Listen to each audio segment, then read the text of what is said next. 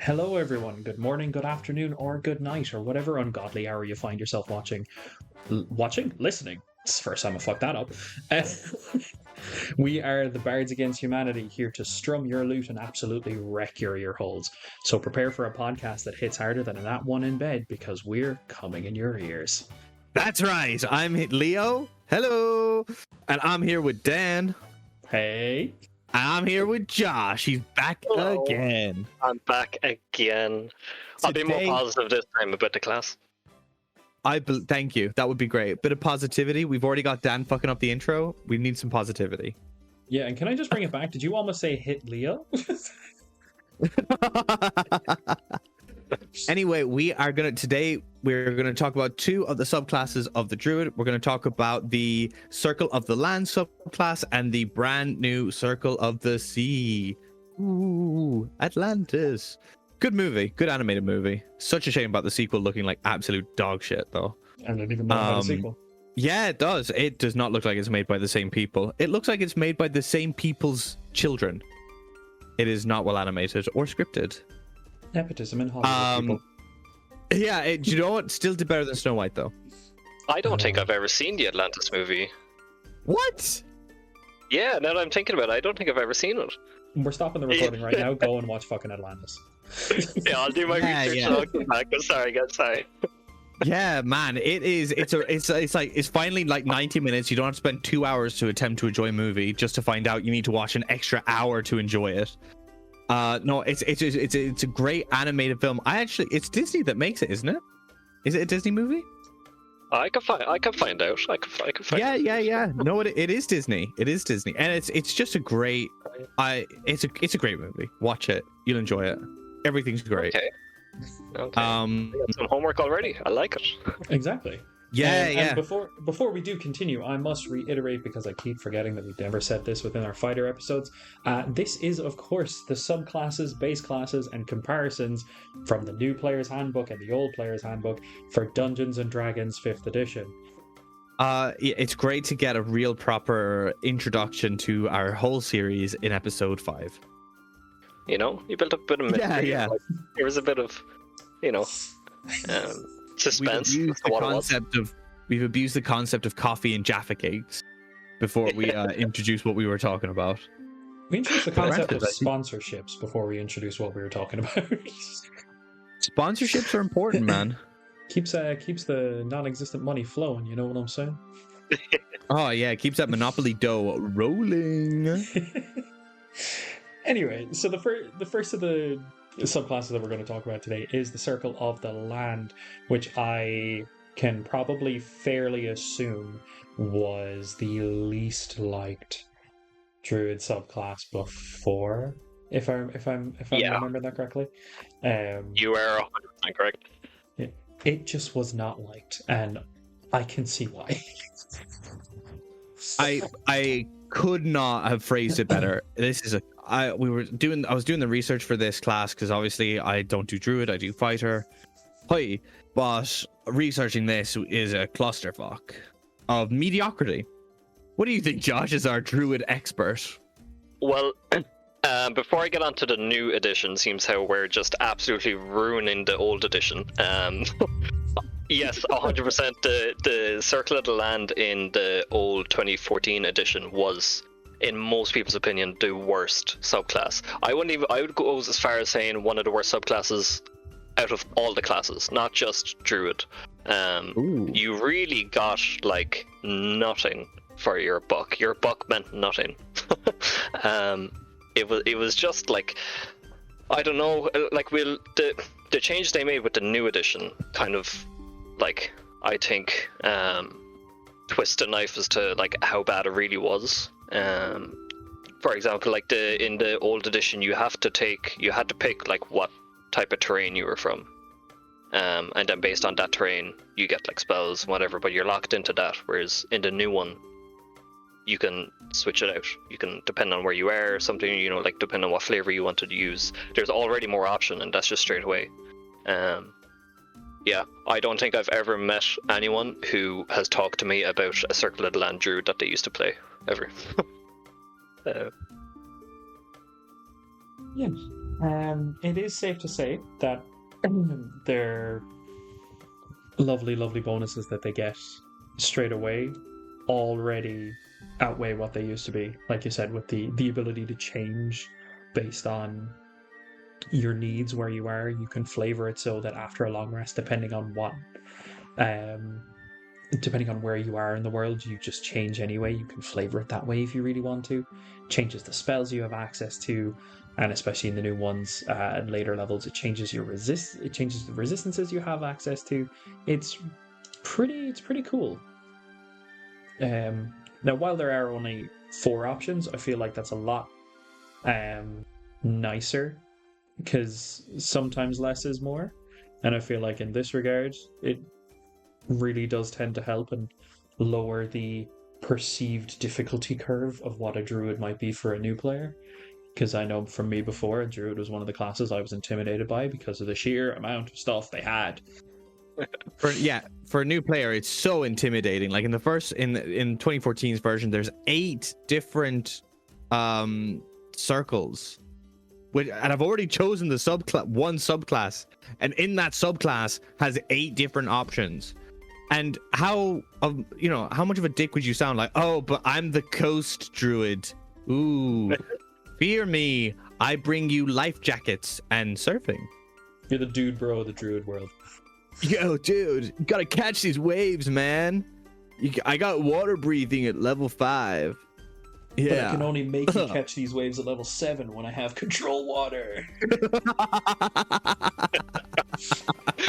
I hope to God that is actually someone's character out in the world. I want that to be real. That sounds so funny.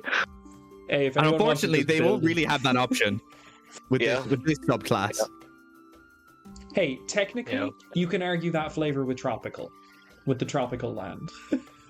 I feel like that's more of a man-child that downs Tropico. Yeah. Also, now that I'm re-looking at the spells it grants, it really is a little bit more of a rainforest vibe than it is a I'm living in Hawaii vibe. I'm seeing insect plague, and that does not scream coconut to me. It doesn't, but imagine having like a coconut drink as your focus for spells. Wouldn't that be cool?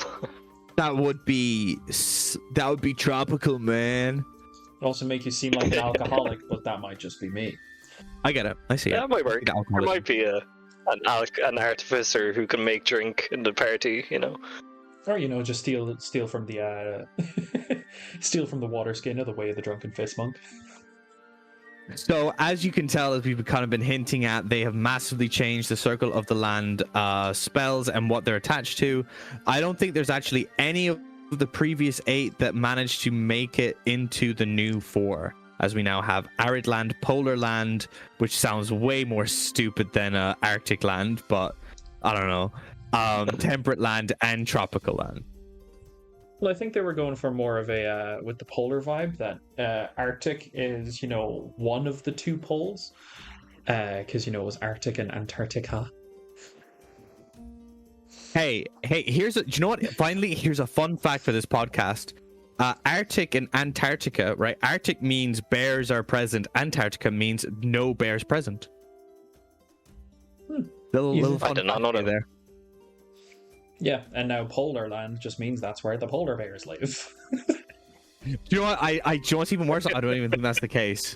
I think polar does mean something like land specific, but anytime I hear polar, I think polar bear or bipolar.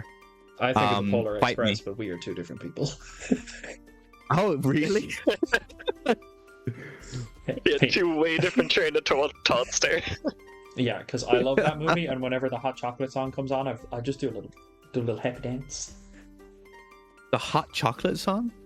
Josh, do you know what he's talking about? It's Tom Hanks. I actually don't. It's Tom Hanks singing about hot chocolate because he's the fucking conductor in the Polar Express. Just watch that scene after this podcast. Just watch it. Okay. Watch Atlanta. Watch Tom Hanks. I got it.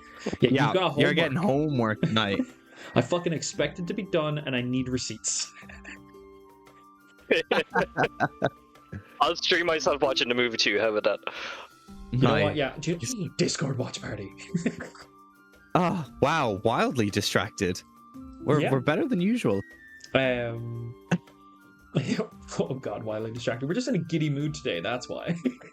we're not. We're in as a the silly mood. we're not as the youths of today say. We ain't locked in, bro. Oh no. I don't think you could have sounded older. I revealed my age there, didn't I? I am still down and hip with the younger folks back in my day. I think you may have needed actually added 10 years to your actual for being like, oh, as the youth say, locked in. Ah, yes, I went from 26 to 36 real fucking quick. Big time. But back to the lands. With there being only 4, what they actually have done is they've reduced the amount of spells that land will have you prepared. And I think that's because technically you have access to all because you have access to all of the lands. Technically, you can switch after every long rest. That you do have access to those spells, so I think that's kind of their justification for bringing down the number of spells that you get per land or per subclass, shall we say. Like before, every once you hit level 3, 5, 7, or 9, you got access to 2 spells. What they've done now is once you hit level 3, you have access to 3 spells, and level 5, 6, 7, and 9, you have an extra 1 spell. But they're all themed and flavored and kind of really fit with the type of climate that you're attuning to, shall we say. Yeah, and instead of it, and but say, like you said, back in 2014, you were locked in. If you wanted to be the coastal fucking circle of the land druid, you were the coast one. You couldn't change. Well, now you actually, because of the way they've done it, even though you only have 4 more options, you actually have way more options because you're always able to choose from those 4, regardless of what level you are, which I think is cool. Yeah, it's pretty damn cool. Absolutely. And from a role playing point of view as well, it's better. Like ignoring all the like the stats and everything. Like in the old version, if I was to pick coastal druid, I had to make a coastal, not a circle of the land druid, I had to make a coastal druid. Whereas now, with the new edition, I can make a circle of the land druid who is connected to all types of terrain.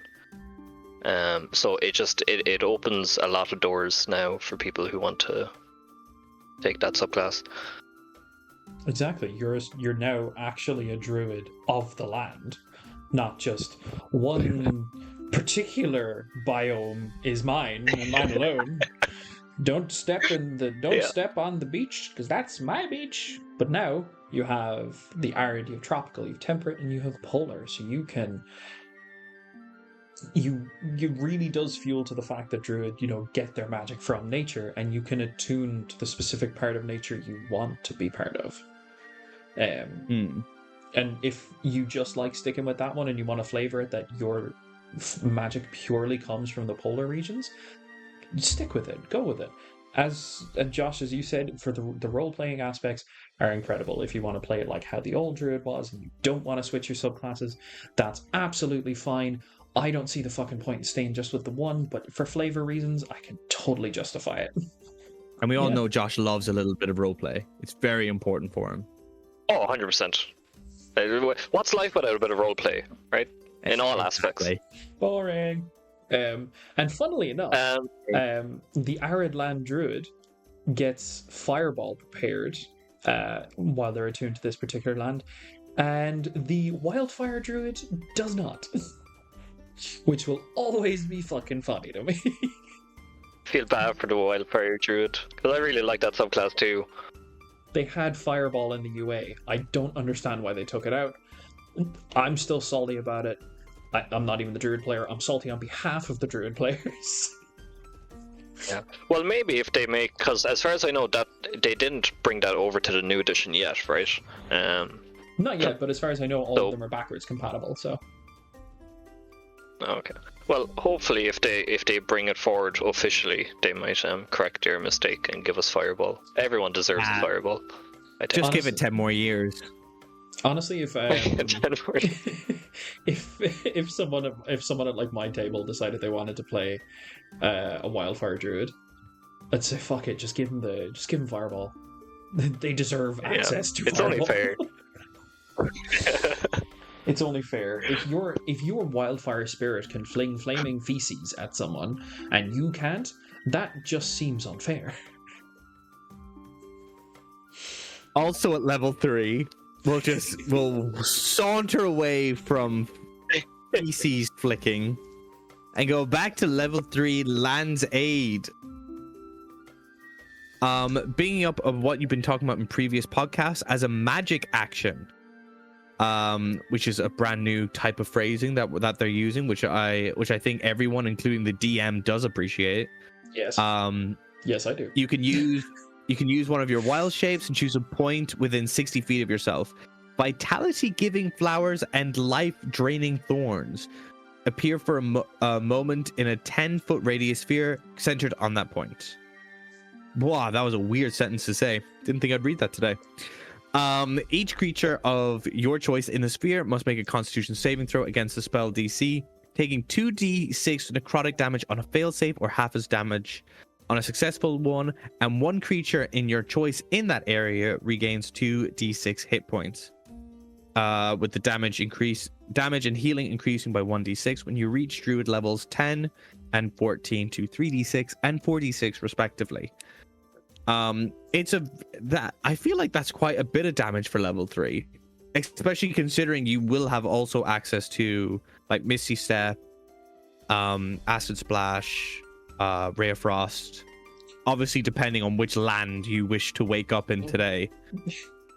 True, but I don't actually think it is that much damage, because if you consider at level 3 you have access to second level spells, so you'd have access to, say, Scorching Ray, which is 3 rays of 2d6 fire damage. Realistically, if your DM is not just copy pasting a 4x4 square of enemies onto the battlefield and the Druid moves first, then you know you're gonna hit well above the average amount of enemies. You're realistically probably only going to get, if you've done like a really well placed sphere, you might get like 2, maybe 3 enemies. So you're realistically only going to be dealing 2d6 damage by 3, and then at higher levels, of course, like 46 damage by 3. But because it is like a 10-foot radius square, you're affecting a 4x4 square grid, really.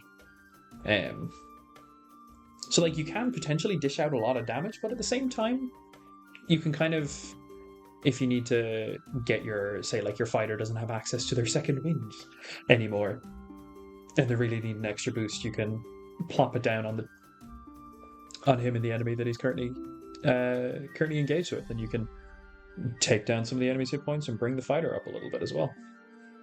Hey, even if an ally is downed, should work, shouldn't it? Yep. It would work, yeah. Any healing brings them back up to no longer needing saves. Yeah. And it saved the spell slot now for the Druid as well. They have like an innate healing ability, which is very nice, because there's not a lot of classes that get something like that. So pretty good, though I don't know how well it scales. Though I guess it's one of those things where you keep your eye on it, especially in later levels, just to see. Like, I bet you there easily could be a potential of using it, and there's like, I don't know, where you're able to actually get quite as much bang for your buck as possible. Exactly. Not bad. It's not negative. I'm not being negative about it. There's nothing really negative about it. It feels more useful at the lower levels than it would at higher, but at the same time, it's something that I do. It's a new ability. Like, this didn't exist back with the old Druid of the Land,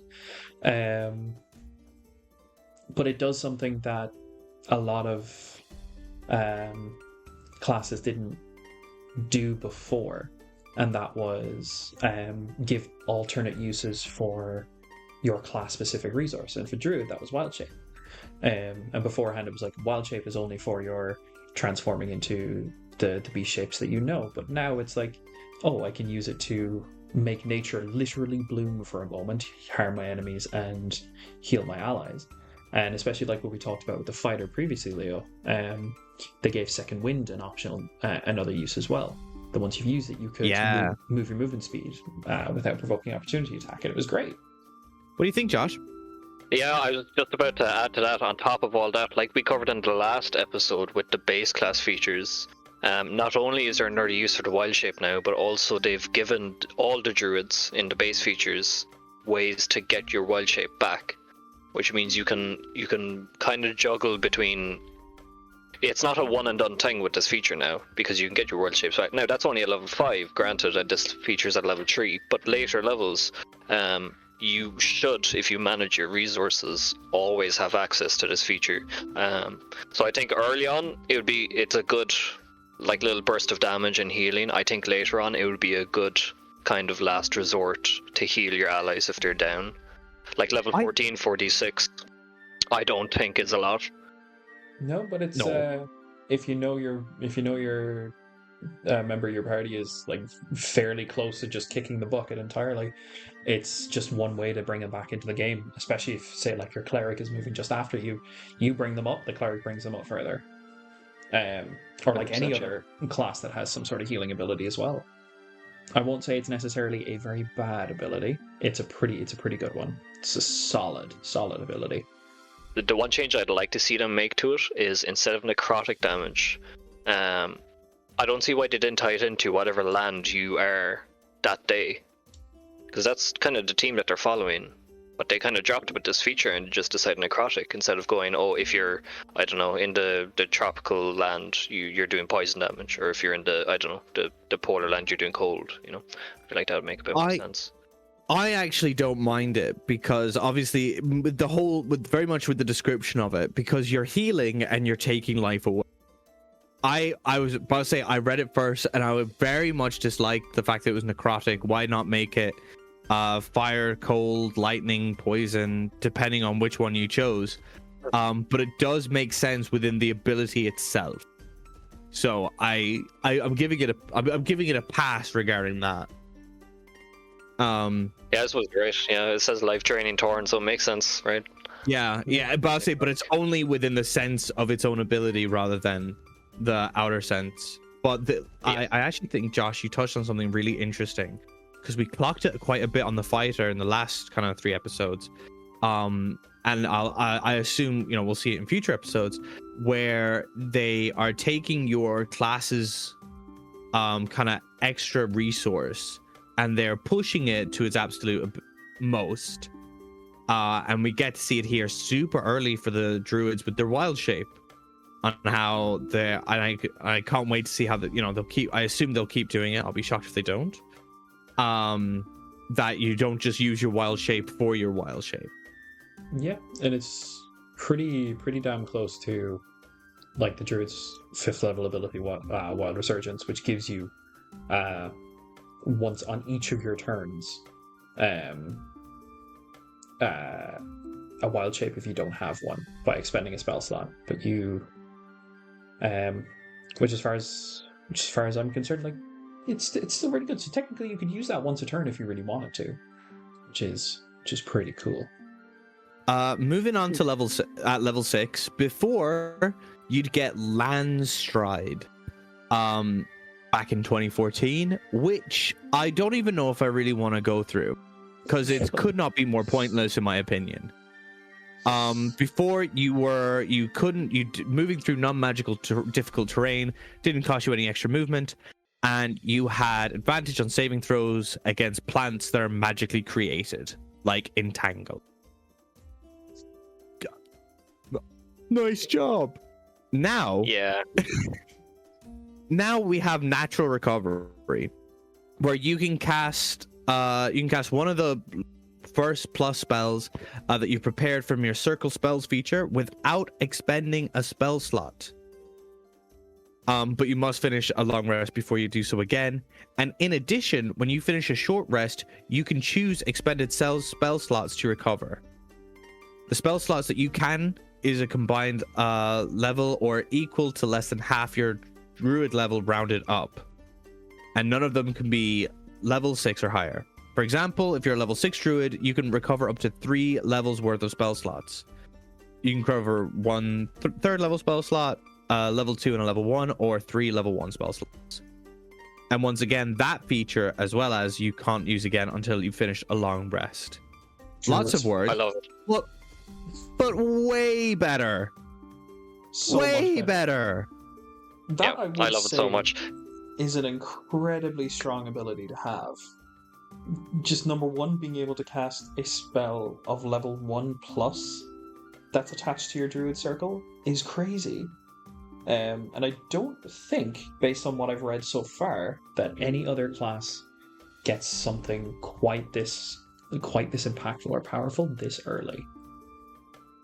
This is a level from our previous episode. Hell, this is like level 10, level 14 kind of shit, and this druid gets it at level 6. This is huge. And to think, before you had your fucking landslide where you didn't get tangled in non-magical difficult terrain. Oh, this hill's a little bumpy. Don't mind me. For donk, for donk, donk, for donk. Now you're going to use your natural recovery pretty much every time. Nearly every time. I don't see why you wouldn't. Anytime you can use it, it will in fact be used. They're after creating a nice little economy for the druid now here as well, because you use spell slots to get your wild shape back, and now you can regain your spell slots. So you're already at level 6, pretty much always re-upping what you have. They're introducing what they want this subclass to be very early. It's great. It's great. Love it. Well done. Gold star. 5 out of 5. 10 out of 10. Well done. This is an improvement. I don't know if that's just because I think Land Strike is an absolute joke of an ability, but they've done well. It is a joke, especially considering other classes and subclasses just straight up have you cannot be impeded by difficult terrain, magical or non-magical, irregardless. This is a racial feature. I don't know why I gave it such a hard C. I was going to say, you said Rachel feature, and I'm like, shit, my fiance is not going to be. Rachel's not going to be happy with you. we was about to throw hands. I just gave it such a hard C. I don't know what happened. It was describing the whole natural recovery. There was a lot of words. I got tongue twisted. My tongue's exhausted. You went from natural and racial, and just combined the two to Rachel. See, it happens. You did it. But yeah, and then moving swiftly on. I didn't think they've actually managed to update Nature's Ward, which I like. So before, when you reach level 10, it's a 10th level thing. You can't be charmed or frightened by elementals or fae. How often does that happen? And you are immune to poison and disease. That just straight up sucks. What? That is so underwhelming for a 10th level ability. Yeah, no, it's... I mean, at least you're immune to poison and disease. That's something. It's better than fucking Now, granted, you've just gone through the awful... Like, people are getting third attacks. People are just... It's not third attacks. Second attacks. They're getting bougie stuff. And then you're there like, oh, yeah. I ain't no elementals or fae charming me. No siree, Bob. You see that hill over there? I'll walk it like it's nothing. Oh, you'd be fuming. Especially considering, right? The second half of that ability, immune to poison and disease, paladins get by level 3. Oy, like as soon as they have access to their pool of lay on hands, they are immune to poison and disease. And that's not immune to poison damage either. That's just the poisoned condition. Which is... You're so right. Well, they've kept that on. They have kept on.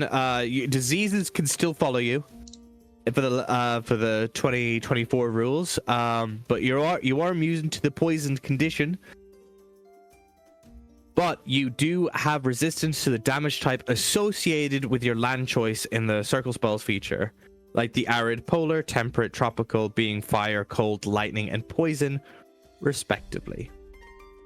Which is nice. I think it's not a massive improvement. It's no what happened at level 6, but it is an improvement. Wow. The more you talk about it, the more dog shit it used to be. Right.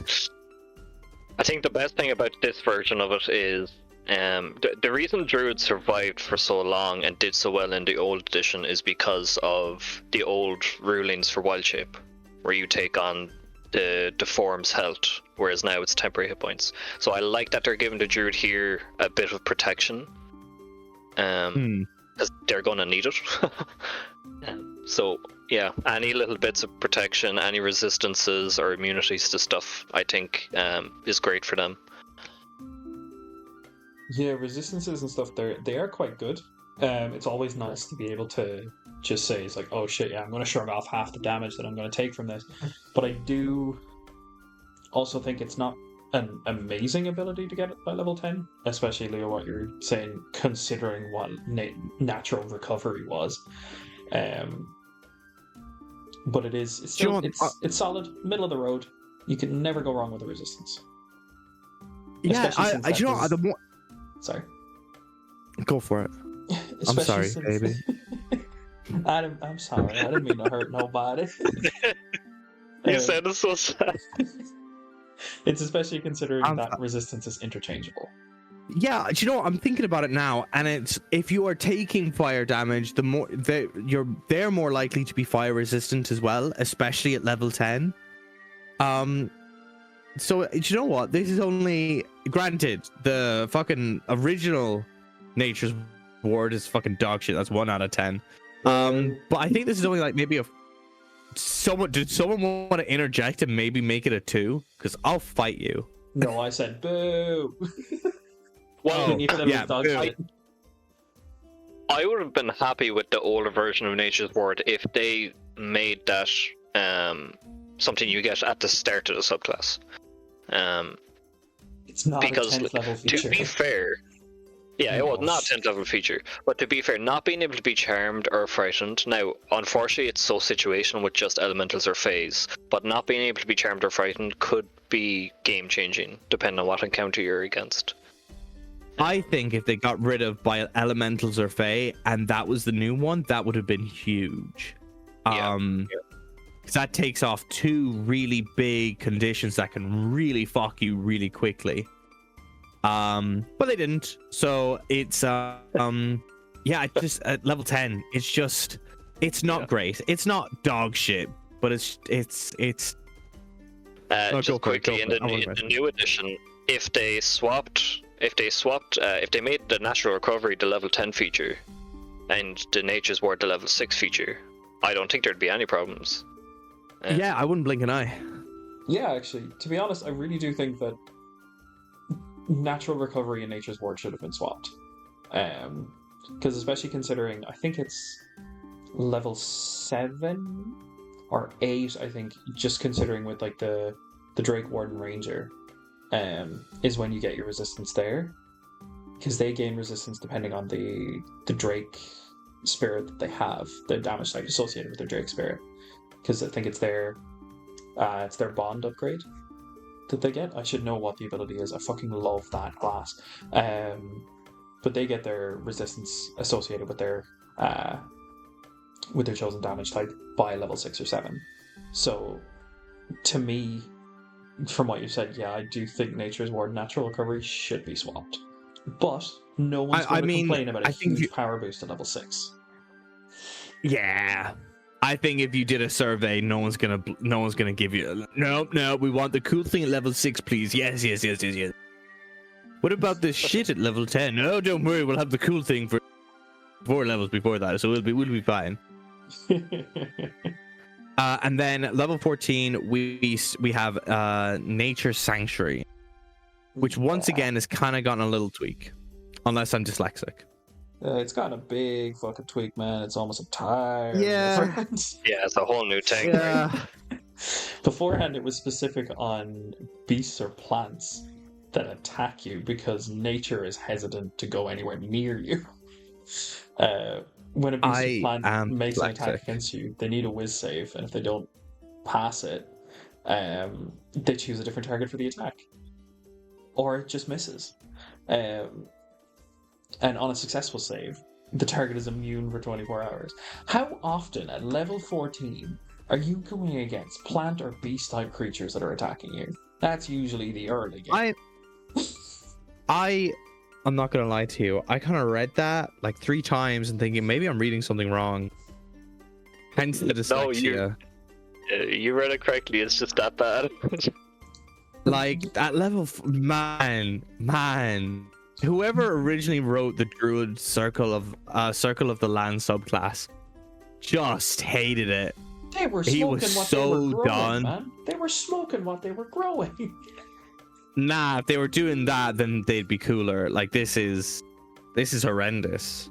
And to make it even worse, at the end of the old feature, they have a sentence here: the creature is aware of this effect before it makes the attack against you. So it's not giving you any leverage here at all. It's clearly stating that the creature knows what you're doing and will just ignore it. How the fuck did I even miss that? Yeah, no, there it is. I think it's safe to say, and I think so many people have said this before, but the only good thing about Circle of the Land was the base class Druid features. No, the best thing about it was that there were other subclasses. But now, Nature Sanctuary. If this is the only one we're considering, that's the only good thing. Oh, sorry. I take it back. The only other good thing is that you get an extra cantrip. Hey, at level 2. That's not worth it. It's not worth it. Not worth I it. was trying to come up with a positive there, but I just couldn't. That's the only positive I see, and let's be honest, if you want more cantrips than other classes, just go for fucking Sorcerer. The best thing about, actually, I figured it out. The best thing about the Circle of the Land is that it's very easy to die and make a new character with a different subclass. That's the best thing about it. Yeah. So, good on them. It's good to try different varieties of subclasses. But now, Nature Sanctuary actually does something. I can read this one. It's fine. My dyslexia may be healed. I don't know. As a magic action, once again, using the terms that the DMs love, down on you hard yet? They've used it twice now. Oh, very much so. So, as a magic action, you can expend the use of your wild shape and cause spectral trees and vines to appear in a 15-foot cube on the ground within 120 feet of yourself. They're there for a minute or until you are incapacitated or die. You and your allies have half cover while in the area, and your allies gain the current resistance of your nature's ward while there. And as a bonus action, you can move the cube up to 60 feet to ground within 120 feet of yourself. Now, it kind of had me there in the first half. I was like, this is going to be bullshit. This is going to be shit. Half cover? When does that ever come into play? But the resistance of your nature's ward, that's actually not too bad. Is it level 14 worthy? No. Half cover's good because it gives you a bonus to AC and dex saves. Does it give you a bonus to AC? Yeah, you guys just never, ever decide to use half cover. Or cover for that matter. It's like, guns blazing, let's go! When it is very underwhelming. Sorry, go on, Dan. Sorry. I wouldn't necessarily say it's underwhelming, Josh. It's fine. It grants protection to your allies. You can move that area of protection, so it's going to, in effect, a 3x3 square grid. And that's just an area where your rogue can potentially hide and get some sneak bonuses off. You can go in if you're low and getting absolutely fucked by whatever damage type the enemy has, and you're like, oh shit, I've prepared for this. They can gain resistance to that damage, they can recover a little bit, recoup, do whatever they need to do. They have an extra bit of protection in there. It's nice, it's fine. It's not the most powerful 14th level ability we've ever seen. It's certainly not the least most powerful. I'd say it's quite middle of the road. At least this is from my perspective. And will have to reiterate, we are by no means extremely knowledgeable on the roads of D&D. Speak for yourself. This subclass is bullshit. It's not great. Hey, they made vast improvements on Circle of the Land. It is playable now. That's not difficult. I mean, I actually really like the subclass as a whole. I really do like it. I did have a whole argument for why that last feature is underwhelming, but Dan, you kind of sold me on it, to be honest. What was your argument? On how underwhelming it is? No, I mean the half cover really is massive if you think about it. To be able to just grant it, like imagine like level 20 campaign, your end game, right? You're against a BBG, and it's just like an open arena, and it's you and this god who's about to kill your party. You can give your party half cover just like that, and it's not a spell, so it can't be counterspelled. You know, it just happens. It I can mean, be if affected a by god- anti-magic areas though, because it specifies as a magic action. Hey, Dan, you gotta stop using your DM brain here. Sorry, I need to turn off if my the DM brain. if the big bad is affected by a +2 AC, is it truly the big bad? Do you know what I Plus mean? 2 AC is huge no matter what happens. Like if they're, because that brings down the average to hit quite a bit, really. Like you notice it if you were 14 AC and you decided to wield a shield at lower levels. You notice that 2 AC bump very quickly. Especially the bonus to dex saves, because while it is good to go in and get the bonus from half cover, the only thing that you'd have to watch out for, especially Josh, when you're referring to high level 20 combat, is a lot of enemies tend to have some form of AoE. And if your entire party is in a really tight-knit area, do you know what the DM is going to do? Because all of their instincts are screaming at them, fuck them up with the biggest AoE thing you have. Like, especially if, like, just for example, because, you know, Dungeons & Dragons, if a dragon is standing in front of you and you're like, oh shit, we have resistance to fire damage, let's all run into this one tight-knit area where we gain resistance to fire damage. What's the dragon gonna do? It's gonna breathe fire on you. But still, the resistance does make it big. The bonuses to that dex save, let's say it's a dex save on that breath weapon, will make it good. You're more likely to succeed, and then you'll take half of the half. So you will take less damage, but it will bait out that AoE. So there's kind of like pros and cons. Being able to move it is also massive, because most like area of effect things like this are normally stationary. But you can move it as a bonus action, which is like, that's not anything to be ignored, because that's rare to get. Exactly, especially it's up to 60 feet within 120 feet of you. It's crazy. I do think, right? So I think we can all agree that the 2014 Circle of the Land was complete dog shit. But Yes. Josh, what are you rating the new changes, Circle of the Land? What are you rating it out of 10? If I was to rate it, comparing it to the old edition, it's a 10 out of 10. If I'm ignoring the old edition, which everyone should, I would give it I'd give it a 7. I might be a little bit biased because I just really like the idea of it. But yeah, I think 7 suits it. I really do think it's a good, solid subclass. All right, what do you think, Dan? I'd probably put it at like a 6. It's not super amazing. It's pretty good. My favorite, definitely, of course, has to be natural recovery. That's what really bumps it up for me. So I'd give it a 6. I could be on the biased end because I'm not the biggest fan of druids, because I've never really had an interest in playing them. But by looking at it this way, it's the new Circle of the Land is good. It's got some really solid abilities. Natural recovery is fucking huge. That's an amazing ability. Interchangeable resistances, interchangeable prepared spells, and Nature Sanctuary. I'd say you're very fair with a 7. So, but I think I'm gonna have to stick with my guns and say 6. Fair. You know what? Just to make it so that it lands on a nice equal number, I'm gonna say 5. So on average, it's a full 6. But I in my opinion, it's yes, natural recovery is huge. The fact that you can change up which Circle of the Land spells, spell lists, I guess, that you have, huge. After that, give me something.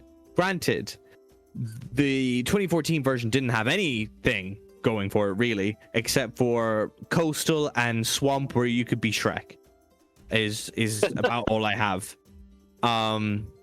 Like, it's a massive improvement, but just because of how poor it used to be doesn't make it good now. It's a great improvement. Definitely one to check out. Maybe it's one of those that I think is very curious, because I think it'll play better than it sounds, or maybe it won't. I think it's one of those types of subclasses which I'd prefer it to be better raw, you know, rules as written. What rating would you guys give the subclass if the last feature, instead of giving the resistance for your current nature's ward, what if it gave the resistance for all 4 lands? All 4? Then that's huge. Yeah, I mean, it's the last feature in the subclass, right? It should be the powerful ability. I 100% agree. I think that's where I struggle with it, where it's like, realistically, natural recovery could be at level 14 and you wouldn't blink an eye because you got fucking nature sanctuary, which is useful, absolutely. It's just so specific. I think that's what I struggle with. As a spellcaster, I always feel like you have loads of choice, or you should have loads of choice and utility. Yeah, and at the early stages you really do, and at the later stages it doesn't continue that. I'm glad it still uses the wild shape as a form of currency nearly with nature sanctuary. I think it's fine. It's a 5. Now granted, I may change my mind when we go through Circle of the Sea, and maybe I'm expecting too much from the Druid. I wouldn't expect amazing things from Circle of the Sea, but that's just my opinion. Well, I'm excited to go through it. Josh, what do you think of Circle of the Sea? This is going to be interesting because I completely disagree with Dan here. I loved it. I already said I liked the Circle of the Land subclass, but I think the Druid needed something like this. I love pretty much every part of this subclass, so I'm very excited with it. Okay, would you like to run us through level 3 then?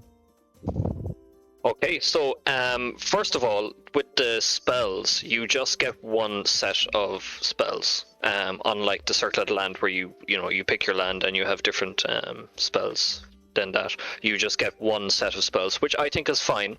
It does cover a lot of different type of spells you would need, on top of Druids having access to pretty much all the spells anyway that you could possibly want. The level 3 feature that you get, as a bonus action, you can expend 1 your wild shape to manifest a 5-foot emanation that takes the form of an ocean spray that surrounds you for 10 minutes. It ends early if you dismiss it, or if you become incapacitated. When you manifest an emanation as a bonus action on your subsequent turns, you can choose another creature you can see in that emanation, and the target must make a con saving throw against your spell save DC or take cold damage. And if the creature is large or smaller, they get pushed 15 feet away from you. The last sentence here is the massive thing for me. To determine the damage, you roll a number of d6s equal to your wisdom modifier. Okay. It's interesting the way that they've kind of gone down Wrath of the Sea. Yeah, I'm once again seems very good for level 3. Okay. The only thing I like straight about away, the Circle of the Sea is the Wrath of the Sea, and even then, I still don't think it's that good. Really? Come on, so man. Straight away, For me at level 3, the way I think about it is, okay, if I'm picking Circle of the Sea, I get the opportunity to be a Druid who's up close, who's in the front lines, right? Which normally, if you want to play a Druid the typical way, you're either in your wild shape as a bear, or you're standing way back with the sorcerer and the wizard shooting spells. It's normally one or the other if you want to have a smooth ride with a Druid. But straight away at level 3 here, you're given the option to do something impactful up close in the front lines. It really feels like, especially with Wrath of the Sea, that it's really more focusing on the Warden that you get to choose in the new Druid. I think it was at level 2? Correct me if I'm wrong. Yeah. It really feels like no, level 1, sorry, your Primal Order. It really feels like it wants you to go down Warden, because it wants you to be close to the enemy with Wrath of the Sea. The other thing I have a problem with Wrath of the Sea Number one, a Constitution saving throw is quite a common saving throw that people are proficient in, and a lot of spells have them. So like, there's also a few enemies that would at least have a bulky enough Constitution to, warrant the save. The other thing is they don't take the damage if they fail the save. No, sorry, if they succeed on the save, they take nothing. It doesn't specify whether or not they take half damage on a success. They just get to pass and no cold damage. And now you've used your bonus action, which is look like a dick, which is terrible. Whereas if they allowed the still, as a bonus action, use your wild shape to manifest it, but it should be something along the lines of like Spirit Guardians. Yeah. Where something enters or starts their turn within that emanation, they take damage. And if they succeed on the spell, they take half. Then it would feel a lot more impactful. But then again, that's quite powerful to have at level 3, but it just feels like Wrath of the Sea is very underwhelming. It's cool, don't get me wrong. But well, hold up. At level 6, that size of that emanation increases to 10 feet. It doubles in size, and you gain a swim speed equal to your speed. Yeah, that's at level 6, baby. Guess who's looking foolish now? Yeah, now I will admit. Guess who's looking very poor This in is comparison to the new fucking Circle of the Land. Yeah, this feature at level 6 is like the old Nature's Ward from Circle of the Land. This should have been at level 3 with Wrath of the Sea. The emanation to Wrath of the Sea doubling in size, fair enough, that's fine. But the swim speed, I think, is a ridiculous thing to be given at level 6. I think it should be 10 feet from the get-go. 5 feet is so in your face, and with the wild shapes already kind of taking a hit where you get temporary hit points, I just... Dan pointed out a couple of things where I was like, actually, maybe this isn't too bad, and all they have is what they get in level 3, but no. Are you starting to see my problem with the subclass now? I am, and level 10 doesn't help. Oh, by the way, just in case we haven't actually said help. this yet, Circle of the Sea never existed before. This is entirely new. Yes, we're shitting on a brand new subclass. Brand new subclass. I get the feel they were going for. Druid never really had a subclass except Circle of the Land that was in any way tied to the sea, especially since there's such like a such a relationship between both the land and the sea, that the circle of life begins and starts with both. That they were going for something, but it I think Aquaman would disagree with you.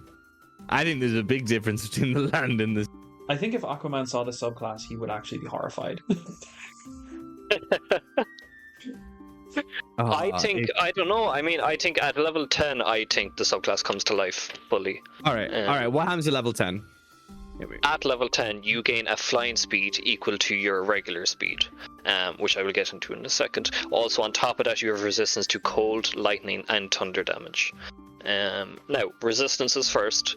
Fair enough, they're more kind of obscure damages, right, than the normal resistances you'd be getting, like from the Circle of the Land. But having said that, getting 3 resistances from one feature is very rare. So I consider that a bonus. Yeah. The flying speed is huge, I think, anyway, because now you can be doing all your stuff but up in the sky. There's not, like, for you to be flying, the enemy has to go out of their way to get you, right? You have to be the focus in normal circumstances. Yes. But there's a big thing that you have slightly kind of missed, where this is still, while you have Wrath of the Sea, the thing that me and Dan have been shitting on for 10 minutes. You need that to be active for you to get the 2 bonuses, the 2 benefits for flying and the resistance. Resistance, I don't mind it. Are they common? Maybe cold? Sometimes. Depends. But the flying speed, for it to do any damage, you've got to be within 10 feet of them, regardless of how far you can fly away. Unless you're getting rid of the whole damage thing in totally and just flying around in your little ball of spray, ocean spray. 100%. I think I'm picturing this as more of like a hit and run type class, where you're in the air, you fly down, do your damage with whatever weapon you're using. Bonus action, use your emanation, fly back out. Maybe something like the mobile feat would work really well with this because you wouldn't take opportunity attacks. Now, you could argue that a subclass shouldn't need an extra feat to make it good. It should not. No. Yeah, it shouldn't. It shouldn't. Now, what I see I'm what they were looking doing with this class with level 14 ability, the Oceanic Gift, where instead of manifesting the Wrath of the Sea around yourself, you can choose a willing creature within 60 feet, manifest it around them instead, and they use your spell save and wisdom modifier for calculating damage and saves. But you can also manifest it around yourself if you expend second use of the Wild Shape, which is pretty cool. Don't get me wrong, it's cool. So you can give it to your frontline tank, so they have something else they can use their bonus action for if they wish. But I still don't think it's that good. I was excited because it was new, and then I read it, and then I felt sad. Really, the issue I have, the only issue I can find with the level 14 is that you're giving your teammate an extra bonus action thing. Right? I think that's very unfair to be like, hey, you can have this, but you need to use your bonus action to use it. I think if it was, you can put, we'll say, the aura around your fighter, and then you still control the bonus action. I think then it would be very good. Do you see they why don't lose their I'd like bonus to action, prefer do to they? be- They have to, yeah. Well, I mean, that's the way to word it. They don't exactly specify. They say that the creature gains all the benefits of the emanation. Yeah. Which would assume that if you're gaining the benefits of the emanation, you gain the ability to use it. You would also they would also gain the fly speed barrier. and resistances, which is nice. But do you see my problem That's with how it now I read not it. being automatic and having to be manually activated? Because You can I mean- manifest it around one creature. yeah, I mean, as a druid, you're not really doing much else with your bonus actions, normally. I don't think the other creature does have to do it.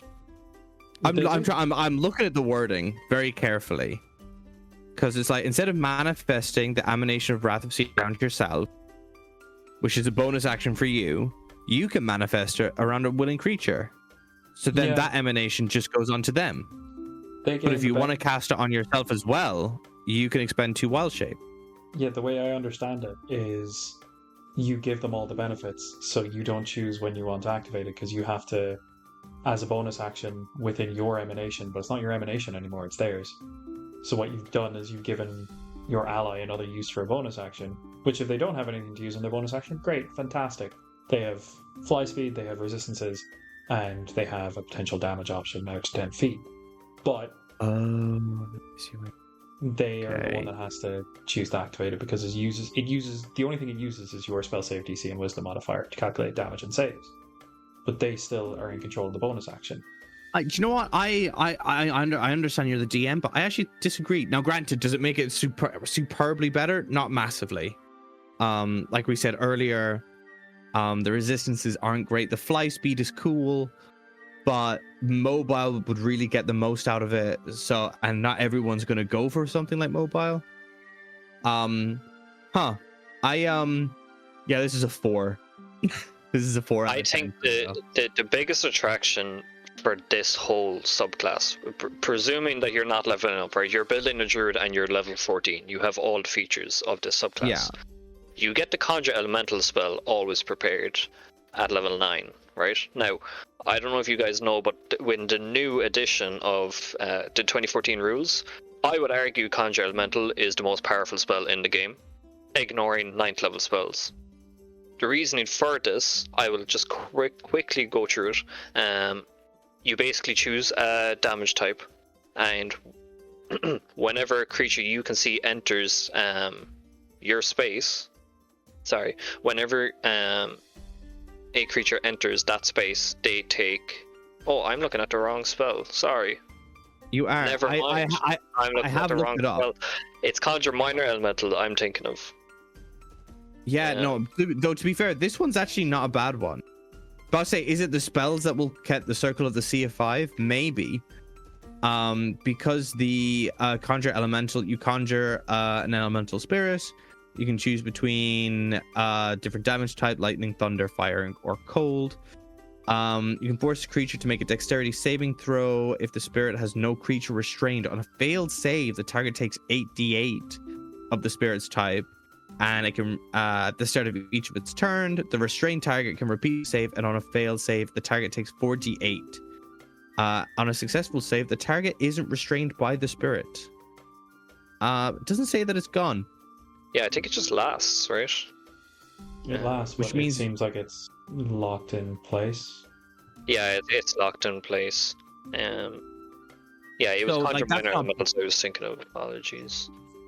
That's all right. Like, that's not bad. Fuck it. I can give it a 5. But for something that was new, I really wanted to see what the creators thought over the last 10 years, what a water wielding druid would do. What does I can't remember anyone from Avatar now. That's so depressing for me.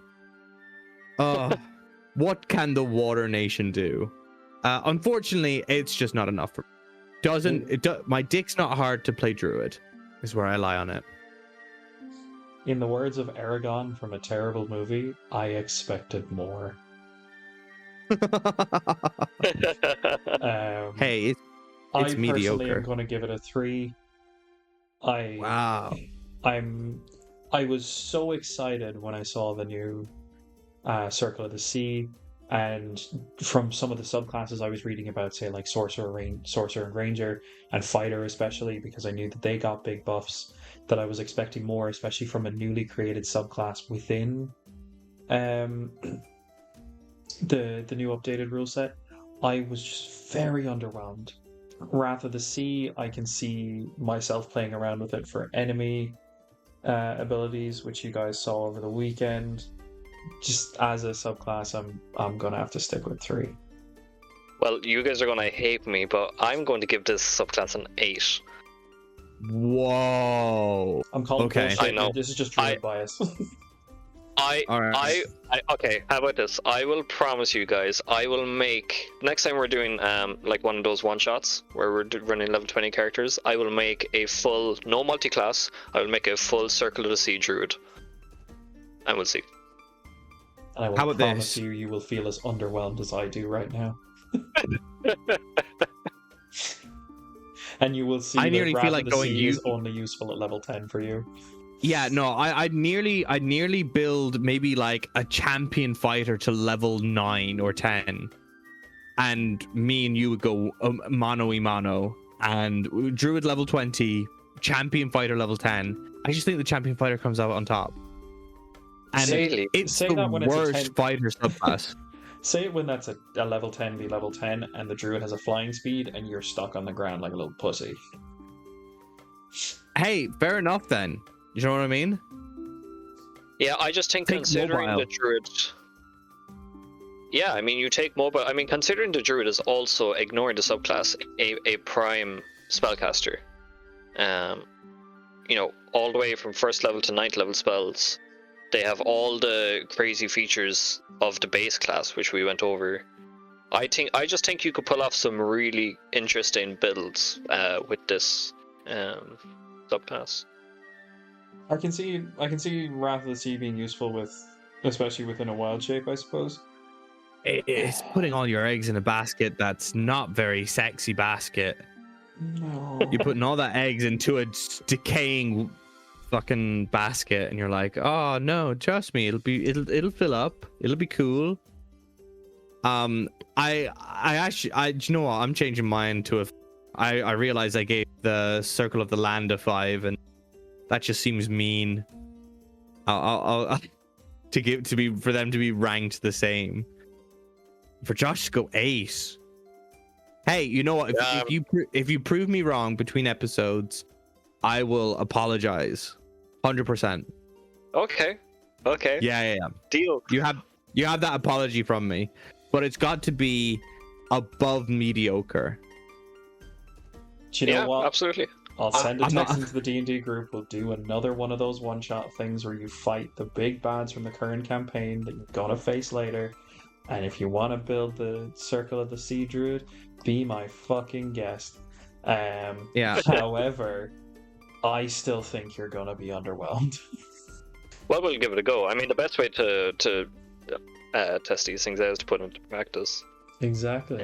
Exactly. The best thing about that subclass is to ignore it and just stick with the Druid. You get some nice spells, stick with the Druid stuff. Ignore the sea. Because that's what about to say. You've got one ability that's kind of okay, and that's your entire subclass. I don't know. I don't like it. I'm actually talking myself into a worse grade. I'm gonna lock in with 4. If I understand where you're coming from. I'll be shook. When I first read it, I was kind of going down the same line as, like, if you're comparing it to the Circle of the Land gets more different options, whereas this subclass is all based around this one thing. Like, you need to make this one thing work, otherwise you're not using the subclass. So I do understand that point of view on it, that it is very, very much focused on make errata to see work, or otherwise just pick a different subclass. But yeah, I think there be some really interesting ways to use it. Wild. It needs a bit more spice for me. It's just I know what they were going for, but it really just doesn't strike that chord. It's as spicy as a ham sandwich. You know what I mean? You don't even have any cheese. You don't even have any butter. You ain't got no crusts. I'm not going to be mad about a ham sandwich in my lunchbox, but I'm not going to be happy about it either. Yeah, I'm going to be fed. I'm sorry, Josh. We're just shitting on a subclass you genuinely like, but it's just I don't vibe. Again, yeah, absolutely. I mean, I fully get it. I understand. I don't know. Maybe it is just because I'm biased and I do like the Druid subclass a lot. You know. You know what, Josh? We'll stop the bullying. We'll stop the bullying. We'll end it. Let's end the bullying. We'll save it for the arena. All right, we'll save it for the arena. First and foremost, Josh, it's been an absolute pleasure having you on this, because it's been a bit of fun, and we'll hopefully have you on for some more class coverage at some point soon.